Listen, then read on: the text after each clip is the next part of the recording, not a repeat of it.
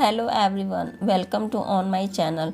बेसन से मिलकर बनने वाली बहुत सी डिशेस आप लोगों ने तो खाई होगी, लेकिन आज मैं आप लोगों के लिए लेकर आई हूँ एक हेल्थी और बच्चों के टिफ़िन में ले जाने के लिए बेसन की बेहतरीन रेसिपी। लोगों ने इस रेसिपी को मेरी बताए हुए तरीके से बनाया तो आई एम डन श्योर बच्चे तो बच्चे बड़े भी मांग मांग कर खाएंगे। तो चलिए शुरू करते हैं आज की मज़ेदार रेसिपी। बेसन की मज़ेदार रेसिपी बनाने के लिए मैंने लिया है करीब 200 ग्राम बेसन। इसमें करीब एक छोटी कटोरी सूजी ऐड किया है। सूजी ऐड करने से चीला एकदम परफेक्ट बनता है।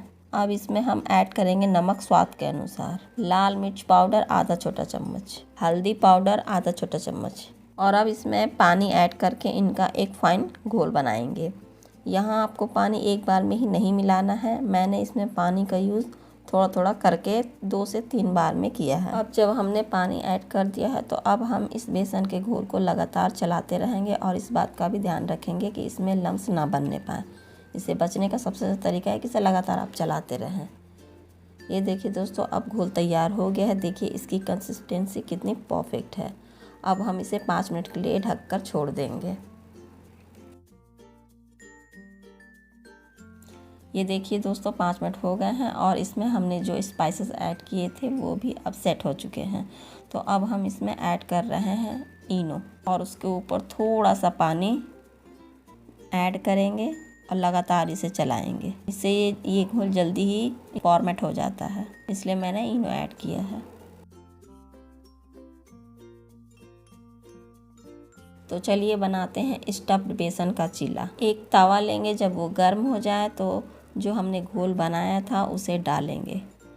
फिर तवे के चारों तरफ घोल को फैला देंगे और इसे ऊपर थोड़ा सा रिफाइंड ऑयल डाल देंगे। अब चीले के ऊपर बारीक कटे हुए प्याज हम फैला देंगे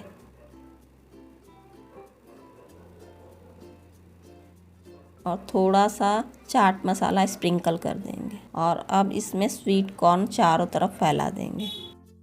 अब इसमें हम टोमेटो केचप और मेयोनीज से गार्निश कर देंगे। इसके अलावा अगर आपको कोई और सॉस ऐड करना है तो आप कर सकते हैं और लास्ट में इसके ऊपर भर के चीज़ ऐड कर देंगे। अब मीडियम फ्लेम पर करीब आधे मिनट तक पकाएंगे। बीच बीच में स्पैचुला से चेक कर ले कि चीला चिपक तो नहीं रहा है।